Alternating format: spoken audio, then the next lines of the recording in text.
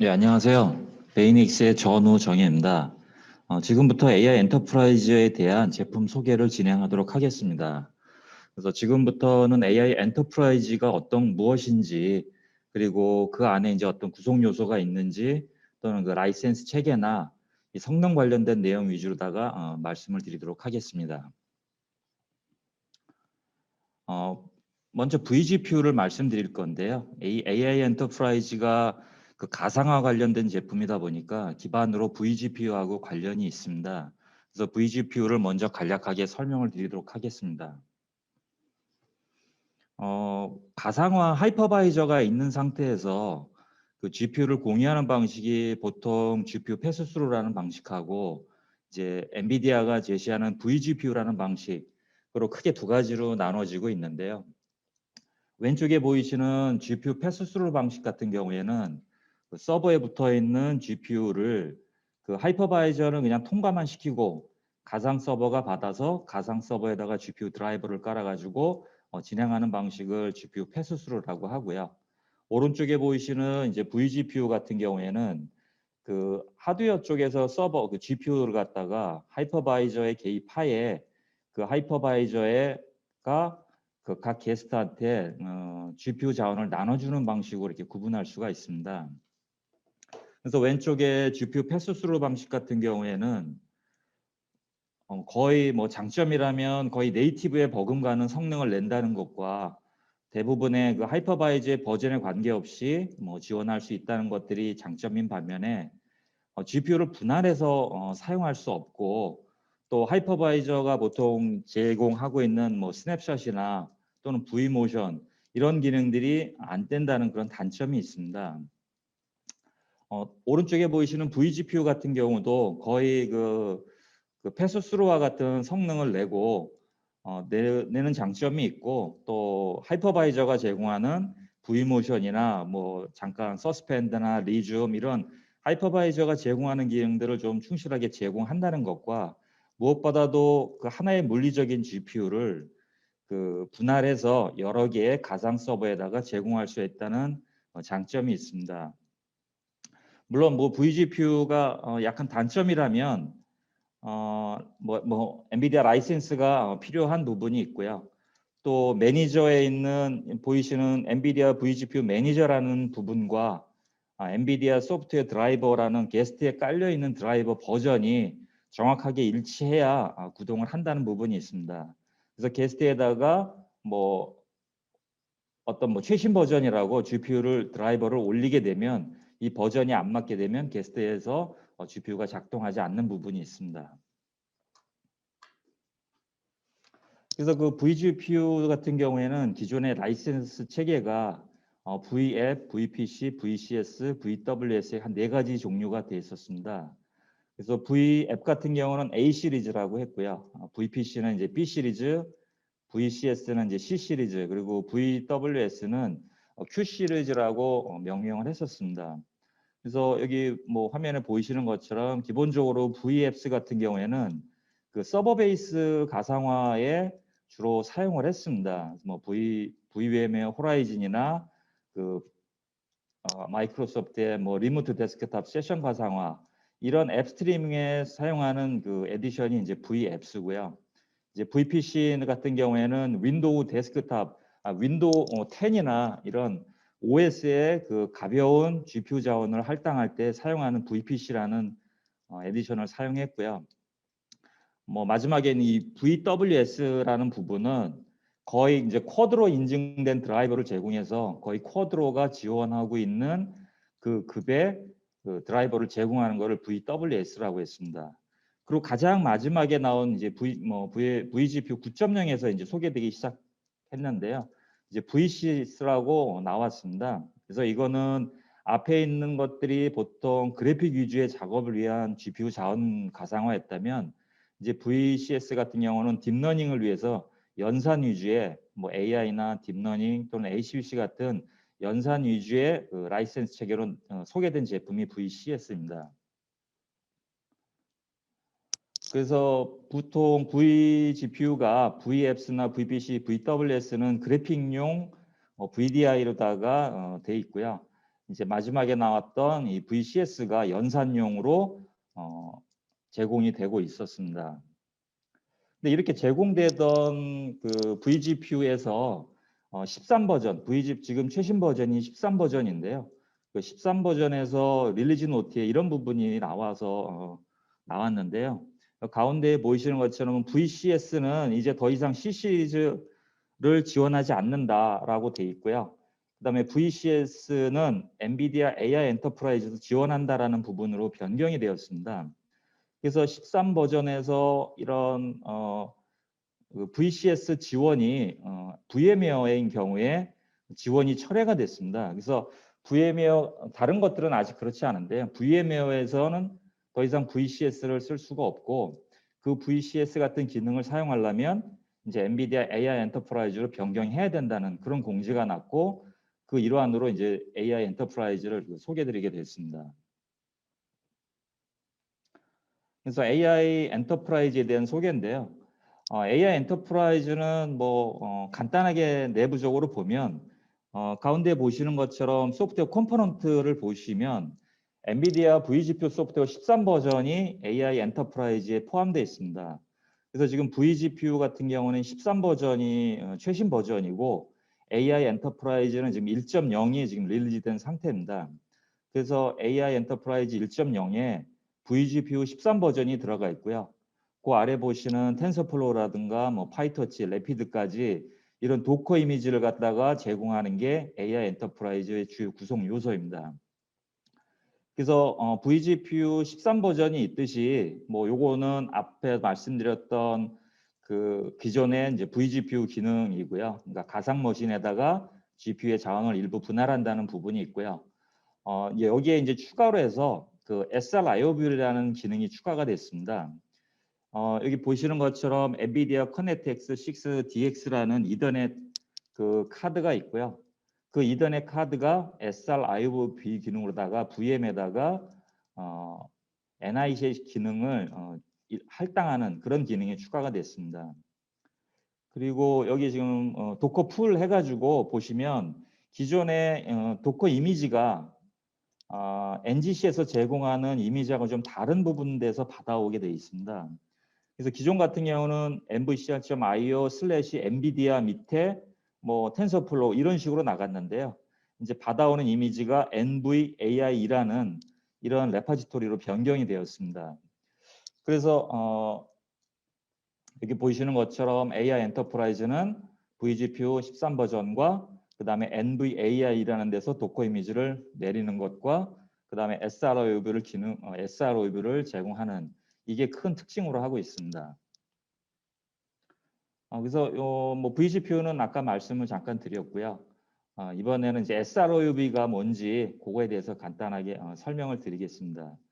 이 SR-IOV는 결국 싱글 루트 그 IO 버추얼라이저 IO 가상화하는 그런 기능입니다. 보통 밑에 보시면 그 NIC가 있는데요. 이거는 오른쪽에 보이시는 거는 SR-IOV 기능이 없는 그 카드고요. 왼쪽에 보이시는 거는 SR-IOV 기능이 있는 카드입니다. 그래서 결국 SR-IOV 기능은 그 NIC가 제공하고 있습니다. 그래서 보통 오른쪽에 보시는 SR-IOV 기능이 없는 카드 같은 경우는 PF라는 피지컬 펑션을 그 하이퍼바이저가 드라이버를 깔고 그다음에 가상 스위치를 만들고 포트 그룹을 이룬 다음에 가상 머신에다가 그 NIC를 공유하는 이런 형태로 지원을 하는데요. 이렇게 되다 보면 가상 서버가 하이퍼바이저를 거치고 내려가야 되기 때문에 약간의 성능 감소가 있습니다. 그래서 이런 것들을 개선하기 위해서 나온 성능을 위해서 개선하기 위한 기능이 그 SR-IOV 기능입니다. 이렇게 SR-IOV 기능을 제공하면 중간에 V스위치나 하이퍼바이저 개입 없이 가상머신과 NIC가 직접적인 연결이 가능해서 하이퍼바이저 CPU에 대한 부담도 줄여주고 성능 개선을 이룰 수가 있습니다. 그래서 왼쪽에 보이시는 PF라는 건 기존대로 갖고 있고요. 이거는 PF로 해서 V스위치를 만들어서 가상 서버들에게 줄 수도 있고요. VF라는 그 기능이 있습니다. 그래서 각각 지원하는 NIC 카드마다 몇 개의 VF를 제공할 수 있는지가 있고요. 마찬가지로 VM에서도 몇 개의 VF를 지원할 수 있는 부분이 있습니다. 그래서 하이퍼바이저하고 NIC하고 같이 연동해서 제공을 하는데요. 이렇게 되면 그 VF가 마치 NIC가 있는 것처럼 목록에 보이게 됩니다. 그래서 만약에 기존에는 뭐 NIC가 하나 있었는데 이 하이퍼바이저에서 SR 라이브러링을 키고 버추얼 펑션 기능을 몇 개를 만들겠다고 선언하면 갑자기 NIC가 뭐 10개 또는 20개가 있는 것처럼 VF 수만큼 확보가 되게 됩니다. 그래서 이렇게 확보된 VF를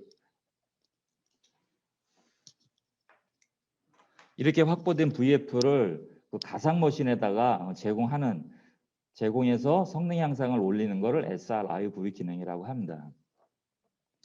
그래서 이렇게 형상된 기능은 물론 뭐 서비스를 이용해서도 사용할 수 있지만 가상 머신이 SRIV를 받아서 I/O 기능이 개선되면 그 몇 개의 노드가 멀티 노드 환경에서 I/O 속도를 개선시킬 수 있는 부분이 있겠습니다. 그리고 바뀐 부분이 이제 AI 엔터프라이즈로 가면서 라이센스가 좀 변경이 됐습니다. 기존의 VGPU일 때 뭐 VPC나 VWS 같은 경우는 그 VM의 컨커런트 유저로다가 할당을 했고 이제 VCS 같은 경우는 별도로 GPU당 할당을 했는데요. 이게 AI 엔터프라이즈로 오면서 이제 CPU당 라이센스 체계로 변경이 됐습니다. 그래서 아마 VM웨어도 CPU당 그 라이센스 체계를 따라가서 이렇게 변경한 것 같긴 한데요. 어쨌든 그 CPU당 그 소켓 라이센스로 갔고요. 이게 CPU가 뭐 2개다 그래가지고 뭐 무제한으로 만드는 건 아니고 가장 하단에 보이시는 것처럼 그 CPU 소켓당 10개의 VM을 할당하게 돼 있습니다. 그래서 CPU가 2개라고 하더라도 쓸 수 있는 사용하고 싶은 가상 머신에 따라서 10개 단위로다가 라이센스를 부과한다고 보시면 될 것 같습니다. 그리고 기존에 있는 VCS하고 약간 유사한 면이 이거는 윈도우, 그러니까 그래픽 위주가 작업이 아니기 때문에 윈도우 쪽은 지원하지 않고요. 리눅스 게스트 OS만 지원을 합니다. 그리고 디스플레이도 1개고요. 나머지는 대부분의 그 GPU가 지원할 수 있는 기능들을 지원을 하고 있고 가장 미니멈 그 GPU 메모리 할당 기준이 4기가입니다. 그래서 4기가부터 지원을 할 수 있고 그 80기가의 A100에 80기가 메모리도 있는 것처럼 80기가까지 한 방에 할당을 할 수가 있습니다.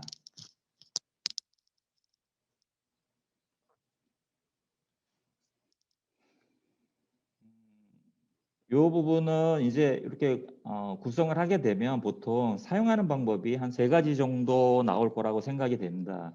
첫 번째 맨 가상 머신에다가 그 가상 서버에다가 GPU나 또는 뭐 SR 기능을 이용해서 NIC를 넣고 그 가상 머신에다가 도커나 또는 뭐 주피터 같은 거를 띄워가지고 일반적으로 이제 사용하는 방식이 있을 거고요. 요게 이제 좀 더 나아가서 오케스트레이션을 위해서 일반 오픈 소스를 이용한 그런 쿠버네티스로다가 이 가상 서버에다가 사용을 할 수 있는 부분이 있을 것 같고요. 이제 VM웨어 탄주라고 해서 VM웨어에서 이제 쿠버네티스를 기반으로 해서 자체 배포판을 만든 부분이 있습니다. 그래서 엔비디아 AI 엔터프라이즈는 그 엔비디아사하고 그 VM웨어사하고 서로 연동을 해가지고 뭐 만든 제품인데요. 그 VM웨어 쪽에서는 탄주 또는 엔비디아에서는 엔비디아 AI 엔터프라이즈 이 2가지가 결합한 제품입니다. VM웨어에서 나오는 탄주는 기본적으로 화면에 보이시는 것처럼 쿠버네티스 클러스터를 만들어내는 그런 제품입니다. 그래서 여기 화면에 보이시는 것처럼 EXXI의 호스트가 거의 뭐 베어메탈이라고 보시고 그 다음에 네임스페이스라고 해서 이게 그 각 조직이나 또는 회사 이런 식으로 이제 각 테넌트라고 보시면 되는데요. 여기서 마치 VM웨어 탄주에서 그 kubectl로다가 파일로다가 이렇게 만들어내듯이 배포할 수가 있습니다. 그래서 파드가 필요하면 EXX에다 파드를 바로 만들어 버릴 수 있고요. 가상 머신이 필요하면 VM을 만들 수도 있고요.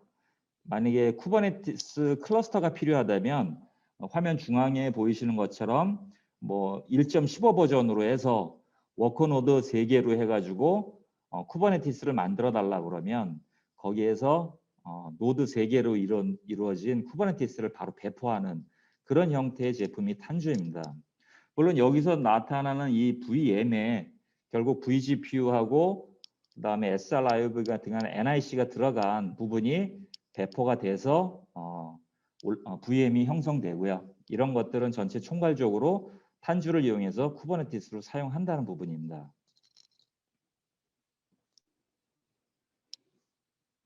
그래서 뭐 하단에 보시면 서버는 그 엔비디아가 인증한 그런 시스템을 구성을 하고요. 이 엔비디아 인증 하드웨어에 대표적인 뭐 GPU인 A100이나 뭐 A30 이런 것들이 장착되고 또는 엔비디아가 발표한 그 스마트 닉 그러니까 커넥트 X, 6DX 같은 그런 장착이 된 하드웨어 기반 하에 VM웨어는 그 지금 7.0.2부터 가능하고요. 엔터프라이즈 플러스 에디션에 이제 플러스 탄주가 설치가 되고요. 그 위에 아까 말씀드렸던 도커 이미지 NVAI2에서 내려오는 그런 도커 이미지로 이루어진 제품입니다. 그래서 그 AI용으로 사용된 프레임워크를 보통 한 6가지 정도라고 말씀드렸는데요. 뭐 텐서플로우, 파이터치, 레피즈, 텐서알티, 그다음에 트라이튼 인퍼런스 서버 이렇게 되어 있는데요. 보통 이제 AI 워크로드가 데이터를 준비하고 훈련하고 추론하고 또는 또 확장하는 이런 배포하고 확장하는 단계로 나간다면 하단에 보이시는 것처럼 데이터 준비 단계에서는 레피즈로다가 데이터 정제 작업을 진행하고요. 그다음에 트레이닝은 이제 텐서플로우나 파이터치를 이용해서 물론 이거 다 GPU를 사용한다는 부분이고요. 그다음에 인퍼런스 쪽에서는 앞에 트레이닝에서 나온 모델에 대해서 모델 최적화를 진행하고 그 최적화된 모델을 인퍼런싱 서버에 그 관리해서 대외 서비스를 진행하는 이런 전 주기를 이 네 개 과정을 AI 엔터프라이즈에서 제공하는 그런 도커 이미지로 진행한다는 부분입니다. 그래서 보통 지원하는 GPU는 뭐 보시는 것처럼 A100부터 T4까지 그 엔비디아 GPU가 대부분 지원이 되고요. 하이퍼바이저는 VM웨어 vSphere 그 엔터프라이즈 플러스 버전으로 해서 7.0.2가 지원이 되고요. 게스트 OS는 대체적으로 우분투 20.04를 사용합니다. 그래서 엔비디아 지금 AI 엔터프라이즈 1.0에 포함된 버전이 다음과 화면 오른쪽에 보이시는 부분입니다. 그래서 한 6개는 그 도커 이미지고요. 그 아까 워크로드를 데이터 AI를 지향하는 그런 도커 이미지가 6개 있고요. 그다음에 엔비디아 GPU 오퍼레이터나 네트워크 오퍼레이터, 그다음에 엔비디아 AI 엔터프라이즈 호스트 소프트웨어라고 이 부분도 그 NVAI라는 부분에서 가져오게 돼 있습니다.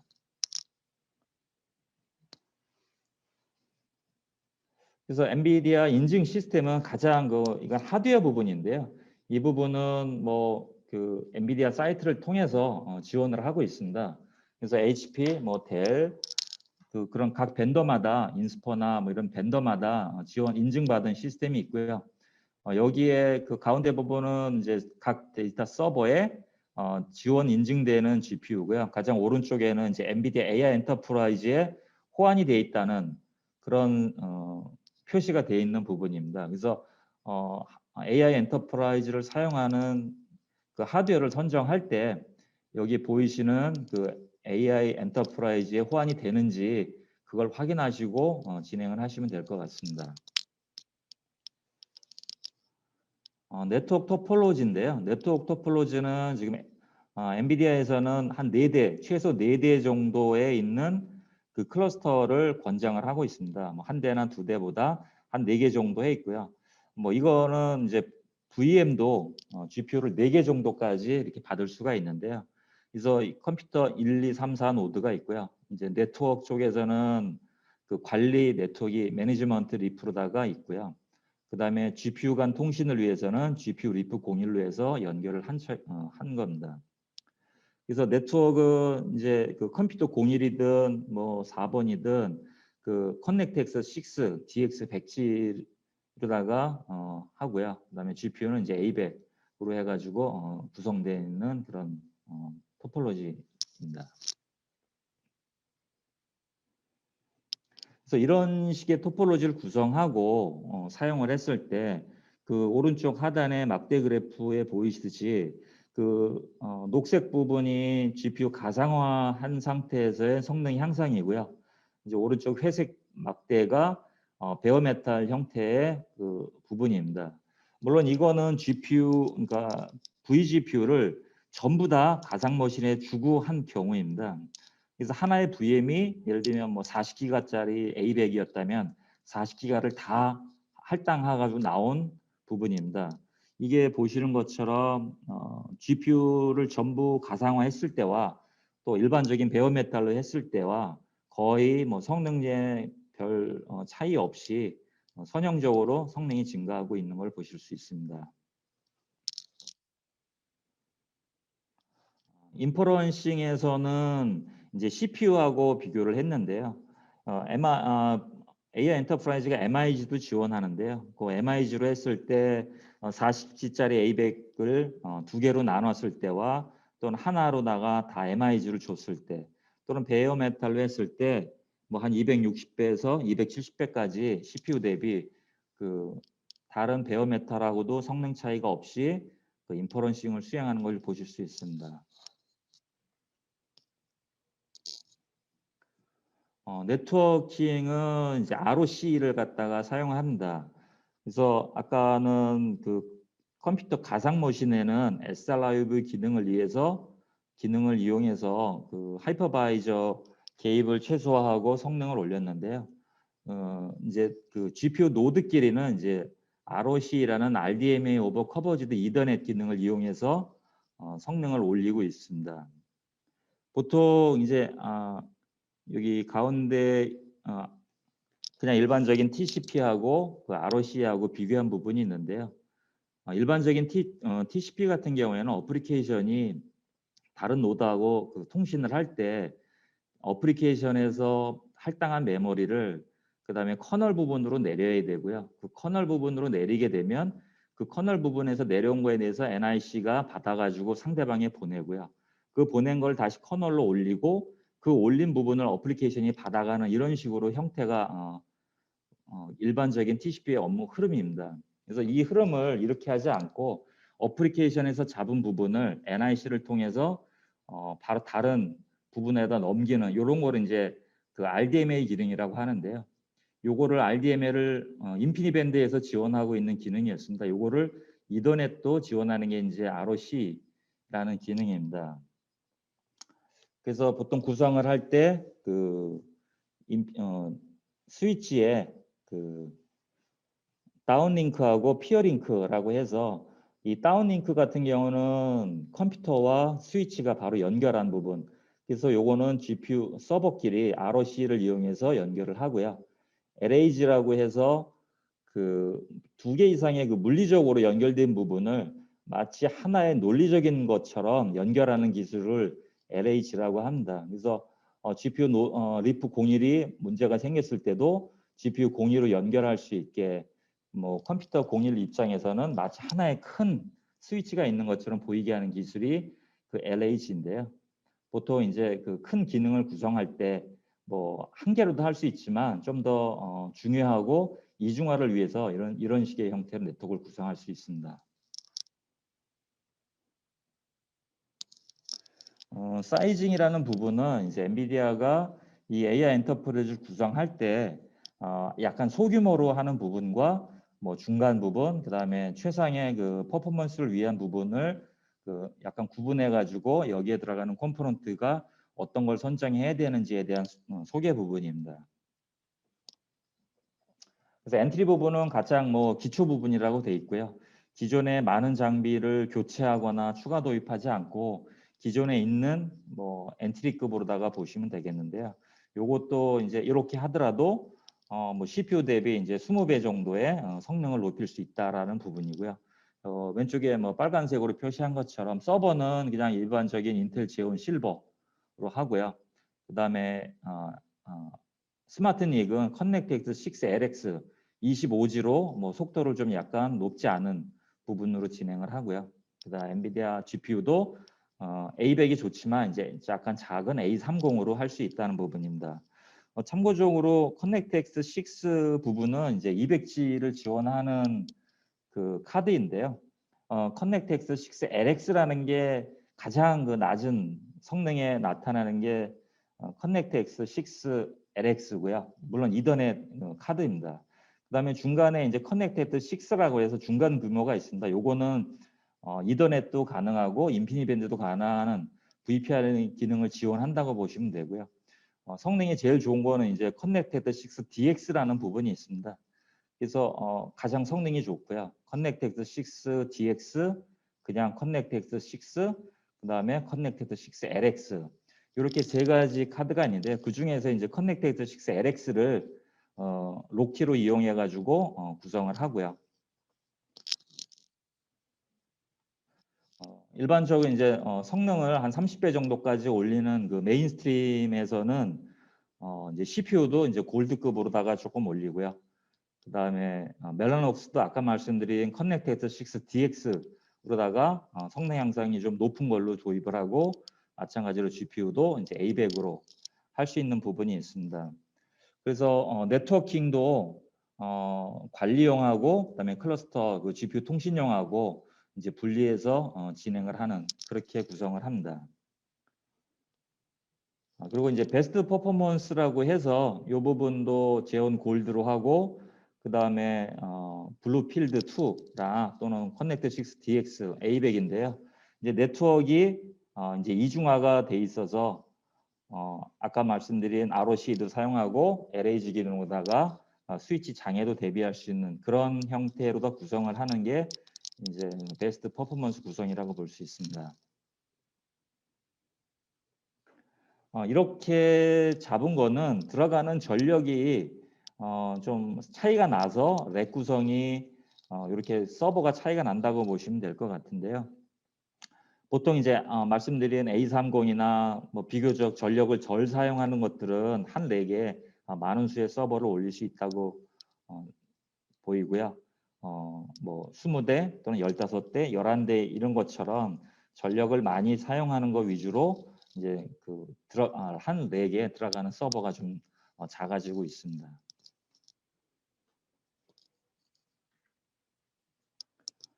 성능은 이제 멀티 GPU 작업을 했을 때는 네트워크 성능의 속도가 차이가 엄청납니다. 그래서 예전에도 한번 경험해 봤었는데요. 한 노드하고 두 노드, 세 노드, 네 노드일 때 그 10G를 한 경우하고 인피니밴드 56G를 한 경우가 있었습니다. 제가 과거에 한번 그 POC를 진행했을 때 한 노드를 10G로 연결하고 그 두 노드 작업을 했을 때는 약간의 한 2배 정도의 성능이 올라갔습니다. 근데 세 대를 노드를 갖다가 트레이닝을 해도 전혀 거의 성능의 증가가 없었습니다. 그래서 한 대, 두 대까지는 성능 향상이 있지만 10G 네트워크 갖고는 세 대부터는 두 대 노드나 거의 비슷한 성능 향상이 없는 현상이 있었고요. 이거를 그때는 56G 인피니밴드로 교체했었는데요. 그때 한 대, 두 대, 세 대, 네 대일 때까지도 성능이 선형적으로 증가하는 부분이 있었습니다. 그래서 하드웨어는 같다 하더라도 중간에 그 서버들끼리 통신을 어떤 네트워크로 다 하느냐에 따라서 전체 성능이 영향을 받았습니다. 그래서 이거를 100G로다가 진행을 했을 때 이제 한 노드, 두 노드, 세 노드, 네 노드 그 노드를 증가함으로써도 선형적으로 성능이 증가한다는 그런 장표입니다.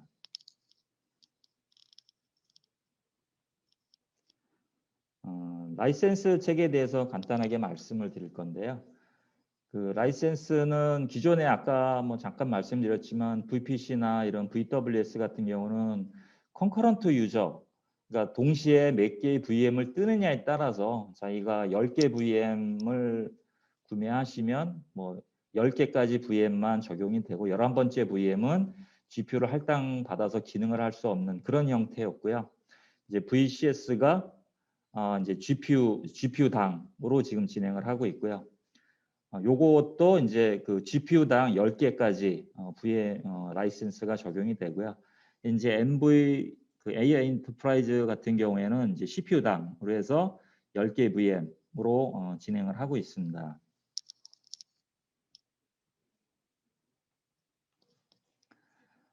이 부분은 이제 엔비디아 그 블로그 쪽에서 보다가 보니까 이런 그 라이센스에 대한 아예 그냥 사실 엔비디아 비즈니스라는 게 엔비디아가 가격을 그냥 딱 정해버리고 이게 발표를 해버리니까 뭐 좋은 점도 있지만 뭐 좀 나쁜 점도 있고 한 것 같긴 한데요.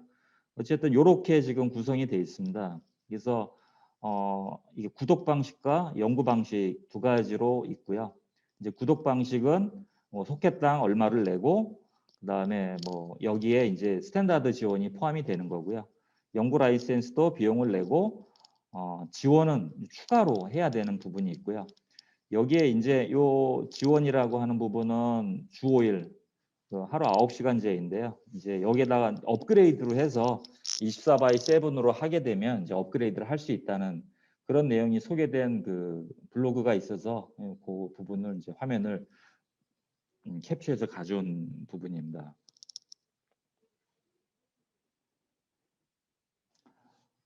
그래서 뭐 여러 가지 말씀을 드렸는데요. 결국 AI 엔터프라이즈가 뭔가에 대해서 이제 이거 좀 요약을 해서 말씀드리면 이 부분일 것 같아요. 결국 AI 엔터프라이즈는 vGPU 13 버전이 포함되어 있고 그 다음에 NVAI라는 레파지토리에서 그 최적의 쓸 수 있는 도커 이미지를 제공한다라는 것과 그 다음에 vGPU를 잘라주는 거는 이제 13 버전에 포함되어 있던 그런 기능이 있고요. 그 다음에 그 엔비디아 커넥트 X 6DX 같은 SROable 기능을 해서 뭐 노드 간에 또는 분산 노드 간에 처리할 수 있는 그런 네트워크 기능을 네트워크 속도를 최적으로 지원할 수 있는 그런 부분이다라고 보시면 될 것 같습니다. 예, 이상으로 발표를 마치도록 하겠습니다.